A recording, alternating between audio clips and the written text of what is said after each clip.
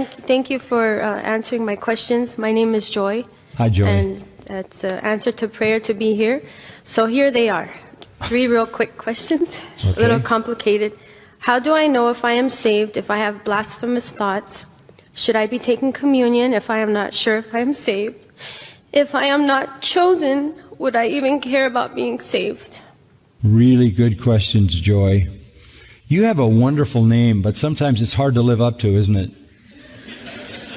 I mean, how would you like to be named Joy and have to always be assumed to be possessing all of that? I can hear the cry of your heart, Joy. I want to make it as simple as I can.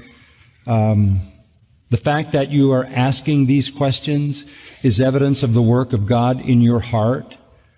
It is evidence of your desire for Him and for salvation and to know Him. That is evident there. The fact that you would stand up in front of all of us and unbury your heart in such a sweet and honest way is evidence of the hunger of your heart to know Him, and I think that's what you're essentially saying. The way you know that you are saved is by your desire.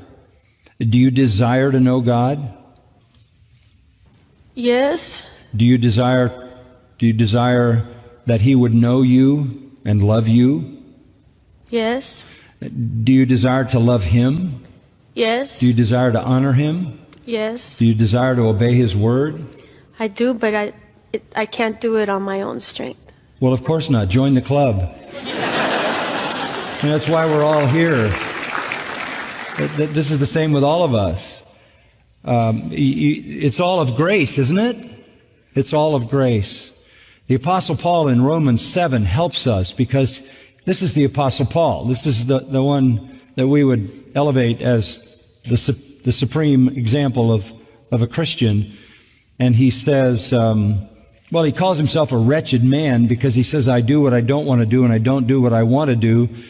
He said, there is a principle in me that loves the law of God, but I see another principle in me warring against the principle of my mind, and it's the principle of my flesh, and it causes me to do the very opposite of the things I want to do. And he says, oh, wretched man that I am, who will deliver me from the body of this death?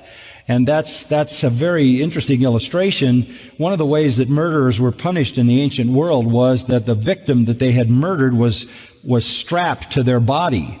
And eventually the decay from the corpse would destroy them. Paul feels, even though he's a believer, that he's got the dead body of his sinful nature still tied to him. So what you're saying to me is essentially the same cry that came out of the noblest of all Christians. And that very cry is evidence of the work of God in your heart, that you desire to know God, to be loved by God, to love God, to honor God, to obey God, and that you know you can't is a statement of a genuine believer, because you recognize that you aren't everything you should be, and you are utterly dependent upon God Himself and upon the Holy Spirit. That's true of your salvation. You can't save yourself and you can't sanctify yourself. So you're where all honest Christians live. You're saying, I'm not what I want to be, but I know what I want to be. I'm not what I ought to be, but I know what I ought to be. It's about direction. It's about affection. It's about love. And we've talked about that recently when Jesus was restoring Peter. In John 21, he said 3 times, do you love me? Do you love me? Do you love me? And Peter had been caught in disobedience again. And yet he said, Lord, you know me, you know I love you. Then feed my sheep.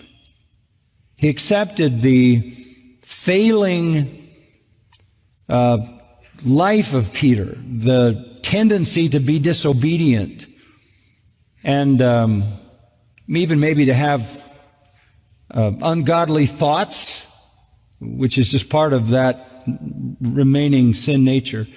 But he accepted that man, and he accepts all of us if we love him, and calls on us to love him more.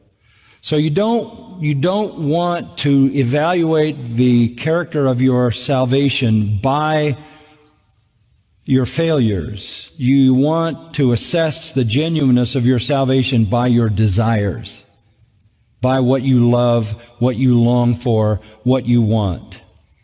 And you're here. And that says everything. This is not a place for people running from God. This is a place for people running to Him. But asking the question is important.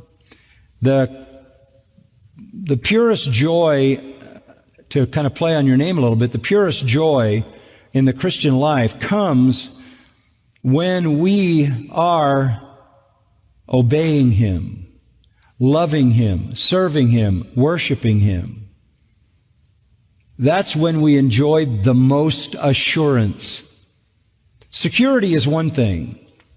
Security means that I am saved and He will keep me until I see Him face to face. I'm secure in Him. That's not assurance. Assurance is the confidence I have in my mind of my salvation. Many people are saved, they're secured by God in that salvation, but they don't always have the assurance. Why do we struggle with assurance? Because we know our weakness, because we know our temptations, because we know we're not what we ought to be. Sometimes because we fall into a pattern of sin and we lose our assurance. Sometimes because perhaps we have been taught wrongly that you might do something that cause you to lose your salvation, and that generates a certain amount of fear. But to go back to the main point, the very desire of your heart is the evidence of the work of God in your life, because unregenerate enemies of God don't have those desires. Okay? Does that help? Thank you. Thank you.